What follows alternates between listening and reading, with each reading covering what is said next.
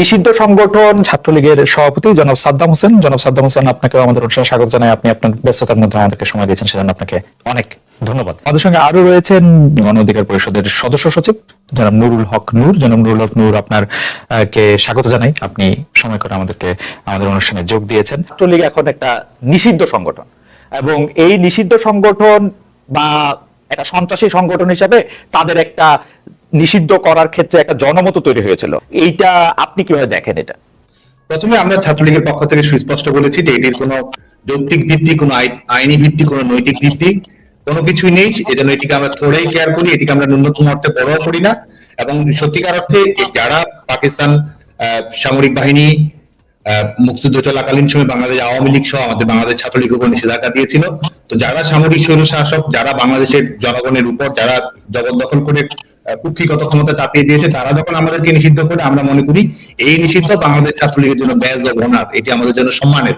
এবং তারা মূলত এটি করেছে, তারা যেটি রিসেট বাটন, যেটি তারা বলেছে যে তারা আমাদের মুক্তিযুদ্ধের অঙ্গীকার, গণতান্ত্রিক অঙ্গীকার সবকিছুকে ধূলিসাৎ করে দিয়ে যেন নতুন করে 24 সালে বাংলাদেশের ইতিহাসে যাত্রা শুরু হচ্ছে, সেটি যে করতে যাচ্ছে, সেই রিসেট বাটন বাস্তবায়ন করার একটি প্রারম্ভিক লক্ষ্য হিসেবে তারা বাংলাদেশ ছাত্রলীগের উপর নিষেধাজ্ঞা জারি করেছে। এবং আরেকটি বিষয় মনে করি, সেটা হচ্ছে তারা যে আমাদের তারা তো প্রথম কথা হচ্ছে তাদের তো জনগণের ম্যান্ডেট নেই, তারা অগণতান্ত্রিক, অবৈধ এবং অসাংবিধানিক এই অগণতান্ত্রিক শাসন ব্যবস্থার নিরাপত্তা নিশ্চিত করার জন্য তারা বাংলাদেশ ছাত্রলীগের উপর নিষেধাজ্ঞা আরোপ করেছে। এবং আরেকটি বিষয়, এই গণহত্যা, এই যে বিষয়গুলো উঠতে বসতে তারা সবসময় বলছে এই যে হত্যাকাণ্ডগুলো ঘটেছে, এবং আমরা যেটি মনে করি, একটি হচ্ছে যে এটি ফৌজদারি অপরাধ, একটি আইন তদন্তের বিষয়।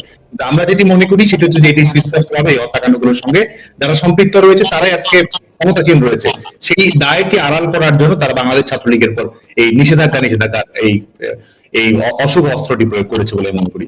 যে আকাঙ্ক্ষা নিয়ে আন্দোলন করে শেখ হাসিনার পতন ঘটানো হয়েছে, এবং যে আন্দোলনে আসলে সবাই অংশগ্রহণ করেছে কারণ এই সরকারের পতন, সেই আকাঙ্ক্ষা পূরণে ডক্টর ইউনূসের সরকার, আমরা এটাকে ডক্টর ইউনূসের সরকার বলবো না বৈষম্য বিরোধী ছাত্র আন্দোলনের সরকার বলবো আমি জানি না, কারণ তাদেরই দেখা যাচ্ছে, ডক্টর ইউনূস বলছেন যে তারাই তাকে চাকরি দিয়েছেন। আপনি কত নম্বর দিবেন? এই সরকার কিন্তু সেটির দালিলিক প্রমাণই রেখেছে। এক হচ্ছে সংবিধান নিয়ে তাদের যে বক্তব্য, আমরা ইতিমধ্যে শুনেছি, রাজনৈতিক মতামতের পার্থক্য থাকতে পারে, গণতান্ত্রিক দুর্বলতা, ত্রুটি বিচ্যুতি নিয়ে আলাপ আলোচনা হতে পারে, আমাদেরও ত্রুটি বিচ্যুতি ভুলভ্রান্তি থাকতে পারে, সব বিষয় নিয়ে খোলামেলা আলোচনাকে আমরা স্বাগত জানাই।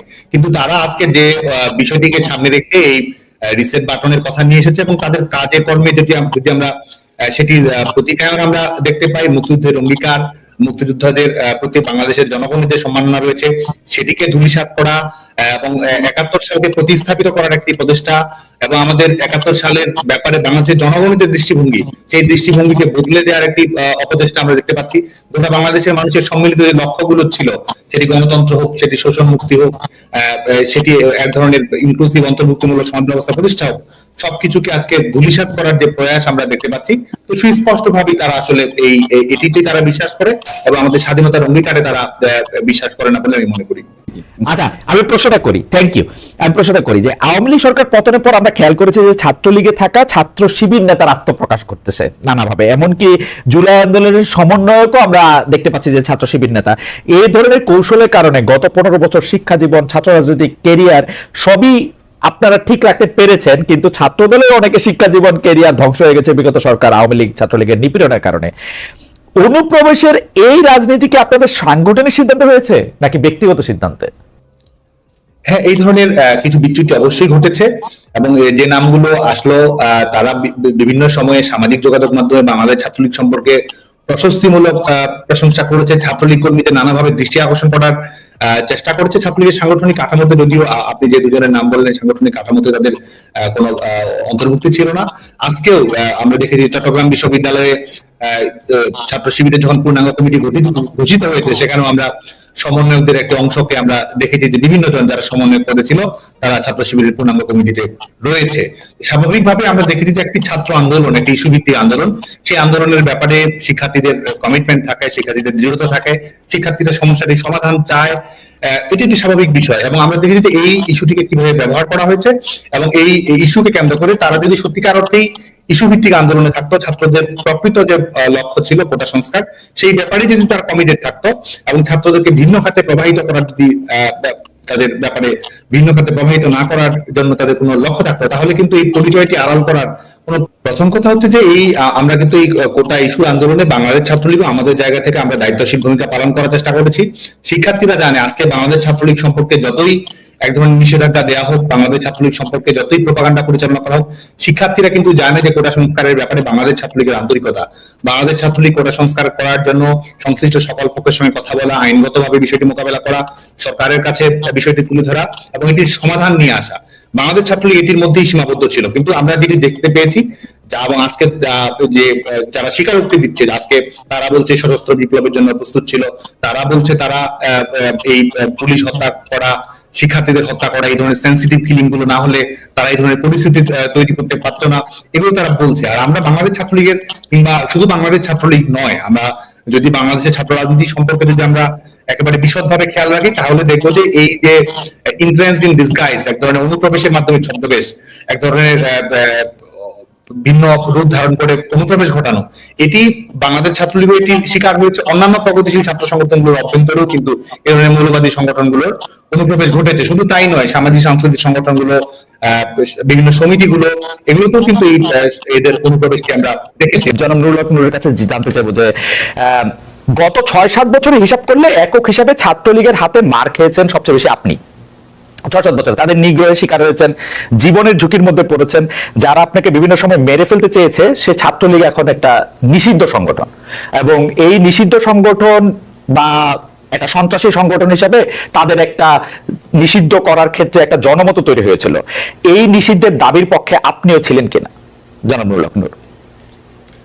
এখন এখানে গণ অভ্যুত্থানের পরে গণমানুষের এতটা এই আওয়ামী লীগ এবং তার অঙ্গ সংগঠন ছাত্রলীগ, যুবলীগ সহ এই ফ্যাসিবাদের দোসর, তাদের প্রতি ঘৃণা তৈরি হয়েছে, মানুষ আসলে তাদের নামটাও শুনতে চায় না। তো যার ফলে আমরা লক্ষ্য করেছি যে আমাদের নেতাকর্মী সহ বড় একটা অংশের মানুষ, বিভিন্ন রাজনৈতিক দল, তারা বলছে যে যেখানে জার্মানি কিংবা ইটালির মতো দেশে ফ্যাসিবাদের কারণে মুসলিম পার্টি কিংবা হিটলারের নাৎসি পার্টি নিষিদ্ধ হয়েছে, সেখানে বাংলাদেশে আওয়ামী লীগ এবং আওয়ামী লীগের যে সবচেয়ে সন্ত্রাসী সংগঠন এবং হাতুড়ি হেলমেট বাহিনীর যারা তাণ্ডব চালিয়েছিল এই আন্দোলন সহ গত 1.5 দশকে, সেখানে ছাত্রলীগ এবং যুবলীগ ছিল অগ্রণী ভূমিকায়।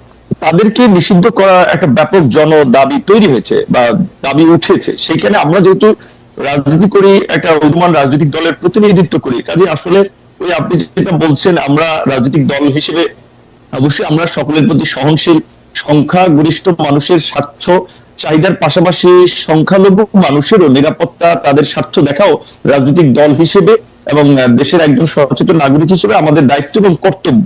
এই রাজনৈতিক দল সহ বিভিন্ন মানুষের যে দাবিটা উঠেছে যে আওয়ামী লীগ এবং ছাত্রলীগ, যুবলীগকে নিষিদ্ধ করা, আমরা যদি তার বাইরে আসলে অবস্থান নেই, সেক্ষেত্রে আমরা কিন্তু রাজনৈতিক দল হিসেবে জনমত হারাবো এবং বর্তমান সময়ের প্রাসঙ্গিকতা হারাবো। কাজে আমাদের কিন্তু এই জনগণের দাবির সাথে থাকতে হচ্ছে, এবং ছাত্রলীগকে তো ইতিমধ্যেই নিষিদ্ধ করেছে।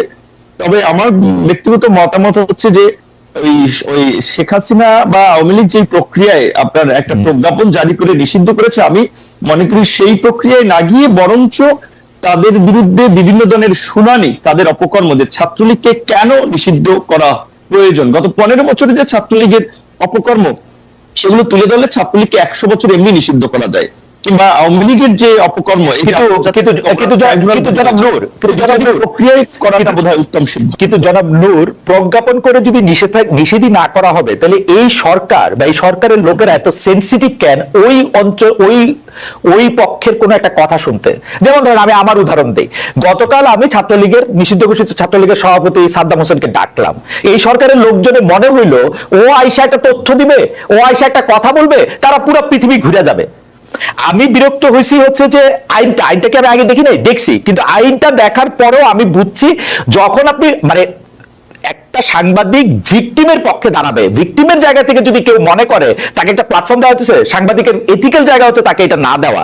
হাওয়েভার তারা কিন্তু কারো কথাই শুনবে না, কারো কথাই জায়গা দিবে না, তাহলে তারা এটা কেমনে করবে?